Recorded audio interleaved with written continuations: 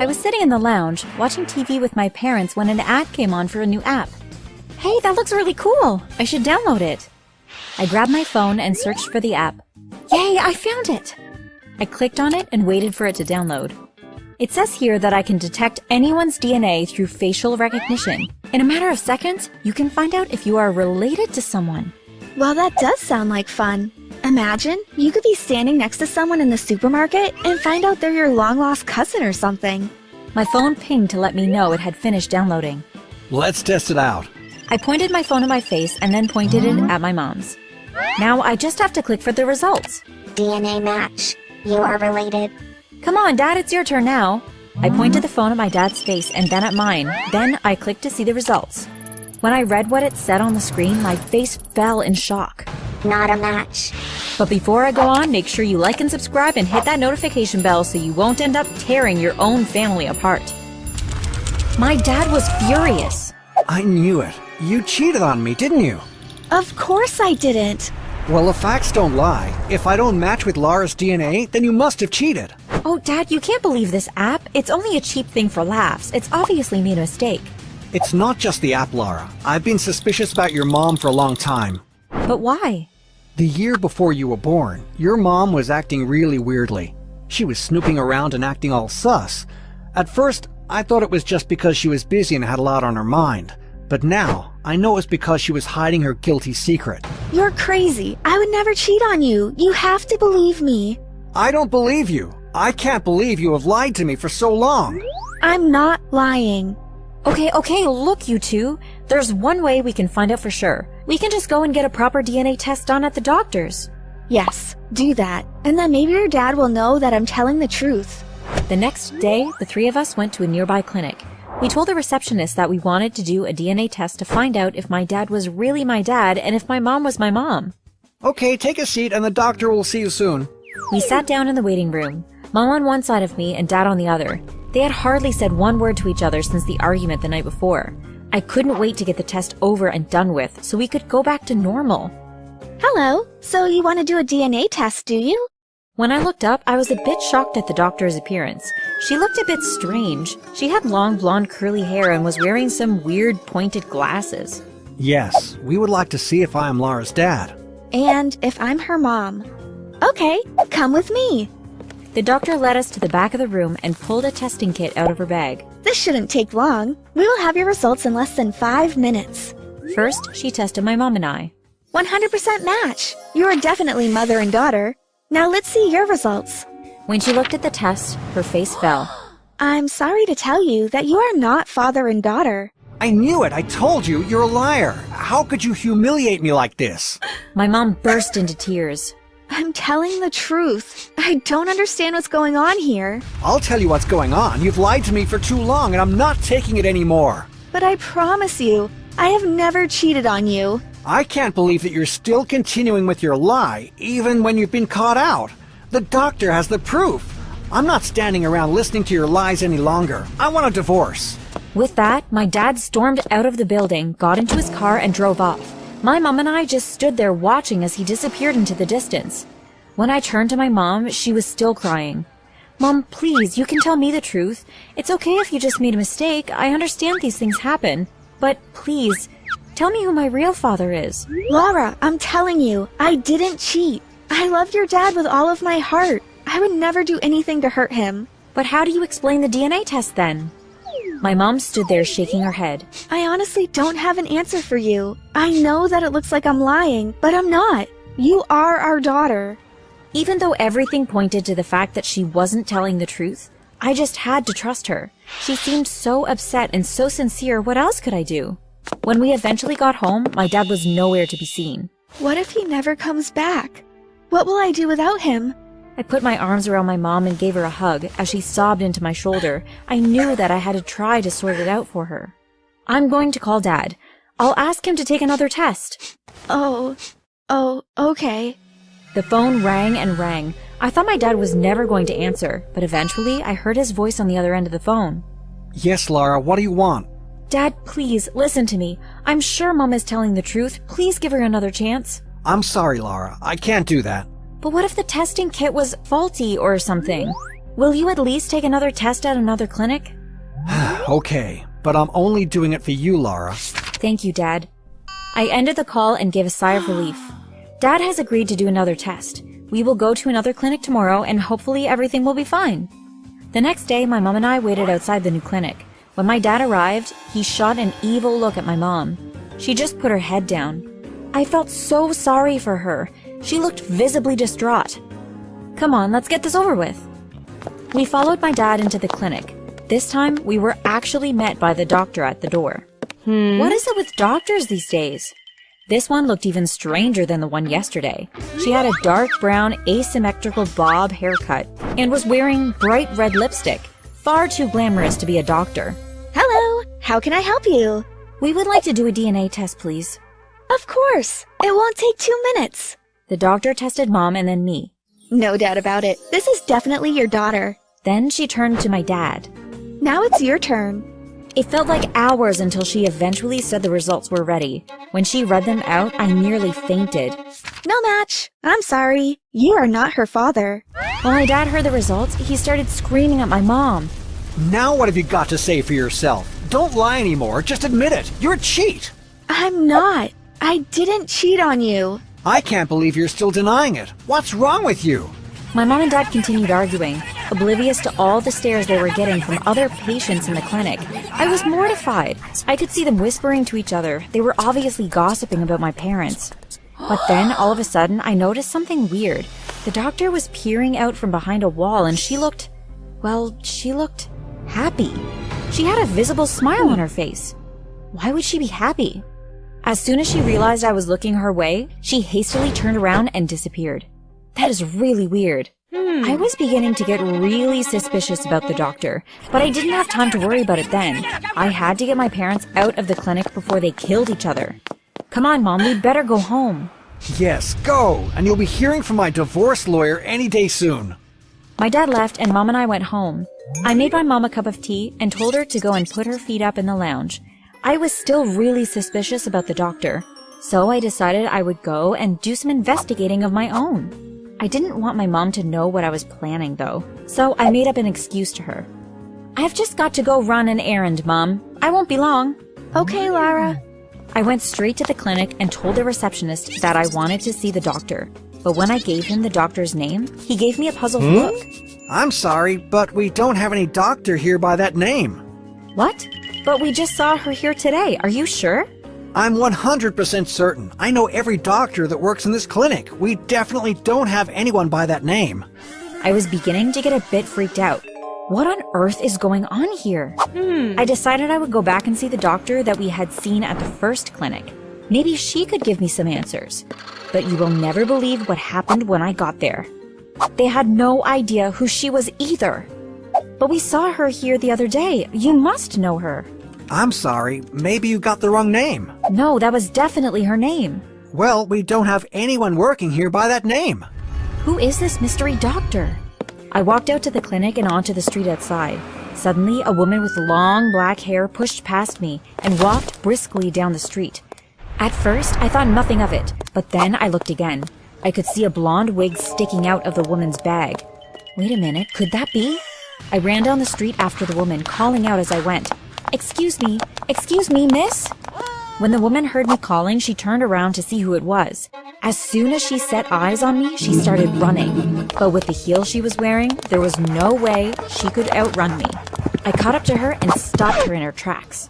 What is going on? Did you wear that wig the other day and perform a DNA test on me? Get off of me! You're crazy! Tell me the truth. What are you talking about?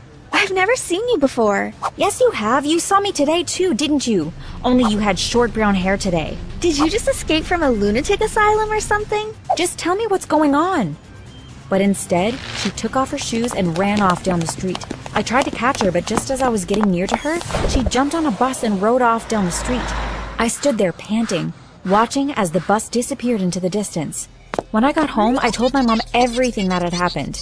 There is definitely something weird going on here, Mom, and somehow that doctor knows something about it. I'm sure of it. Well, it definitely does sound a bit strange. What did the woman look like? I tried to describe her to my mom, but it was all a bit vague. Wait a minute, I remember seeing a CCTV camera on the side of the building. Maybe we can get an image of her from it. That's a great idea. Let's go now and find out.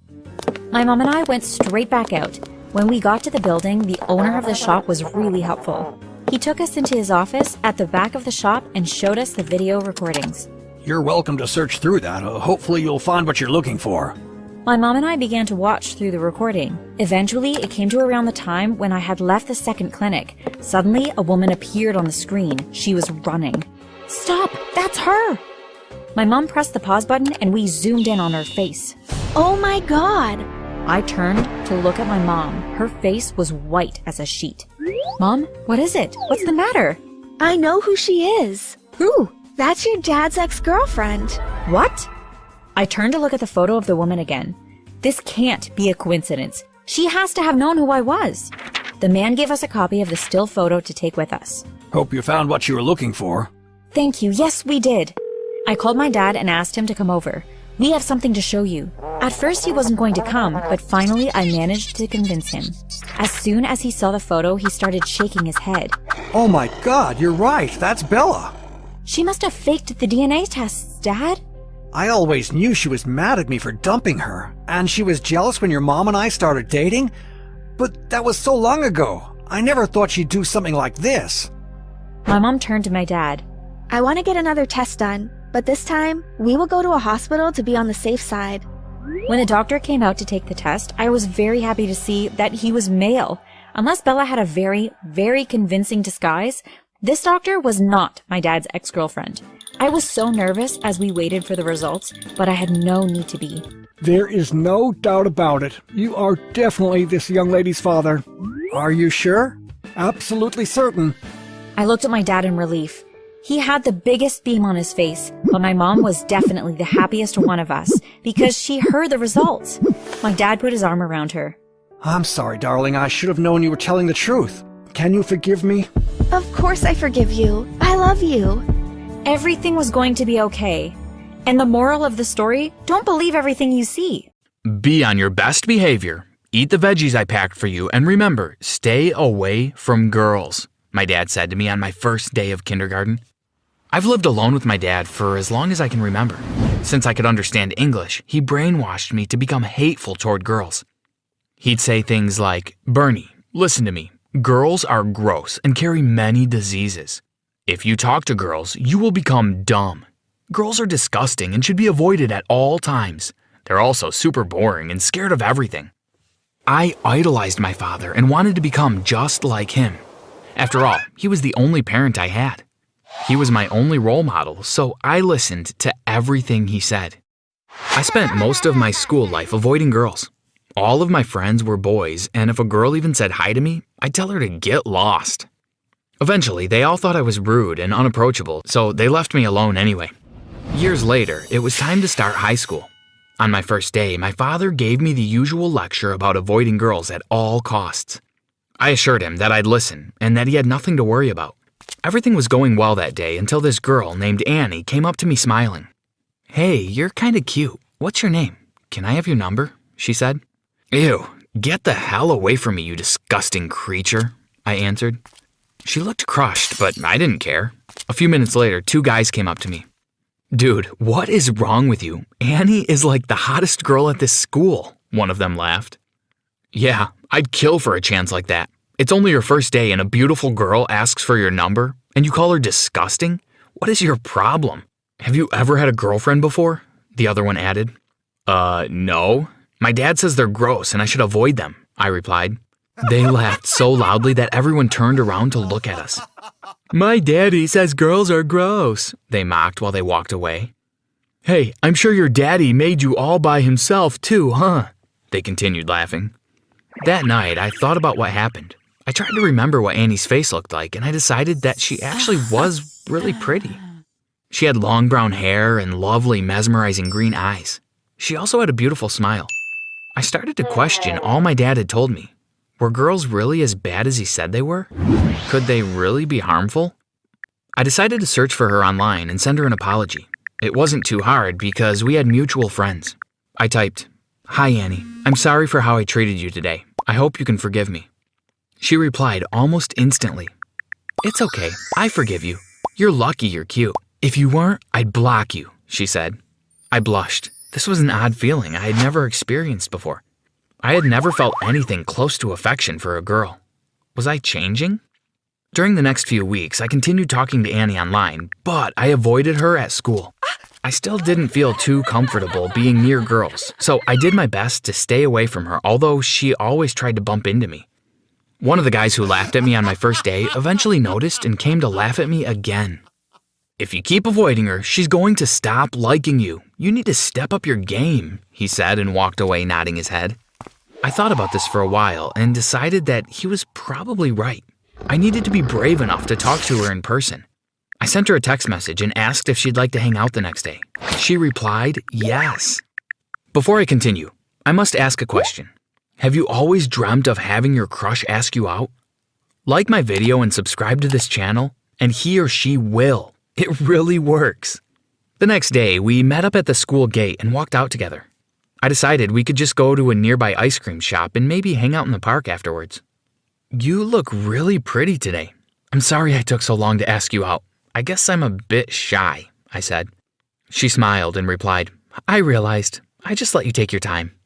We were having an enjoyable stroll when suddenly I heard a car honk loudly. "Bernie, what do you think you're doing walking next to a girl? Are you out of your mind?" the voice of my father growled. I turned around and my father was right there driving behind us. "Get in the car now!" he screamed. I bowed my head in shame. I was too embarrassed to even say goodbye to Annie. I just got in the car and my dad sped off. He screamed at me all night. But to make it worse, I couldn't stop throwing up. I was really sick. While my father was ranting, I had to get up several times to go to the bathroom. I'd come back, he'd scream some more, and I'd have to go back to the bathroom to continue throwing up. I had no idea what was wrong with me. I hadn't eaten anything bad, and my dad wouldn't shut up about how I betrayed his trust. It was the worst night of my life. The next day, I tried to talk to Annie, but she was really angry. She didn't want to have anything to do with me. I tried to explain that I was embarrassed and I wanted to apologize for not saying goodbye, but she didn't care. It took a while, but after a few weeks, I was over Annie. I had spotted a new beauty in my gym class. Her name was Kaylee. I finally gathered the courage to sit next to her in the cafeteria at lunch one afternoon. "Hi, I'm Bernie. I think you're really beautiful," I said. "My name's Kaylee. What do you like to do for fun?" she replied. We were having a light, interesting conversation when I suddenly broke out into hives all over my body. The marks were so red and itchy, and I had no idea what could have caused them. While I was scratching my arms like a crazy person, I felt a sharp pain in my stomach. Suddenly, I threw up all over the table. Kaylee looked horrified. She got up and ran out of the room. I was very confused about why my body was reacting that way. I went to the school nurse and she told me I should rest for a while and then go home when I felt strong enough to. After school, I still wasn't feeling any better, so I called my dad and asked if he'd pick me up. While he drove me home, I had many questions. "Dad, do I need to go to a hospital? I don't understand what my problem is," I said. "No, you're fine. You don't need to see a doctor. I know what's wrong," he replied. "What do you mean you know what's wrong?" I said. "What were you doing when you started feeling sick today?" he asked.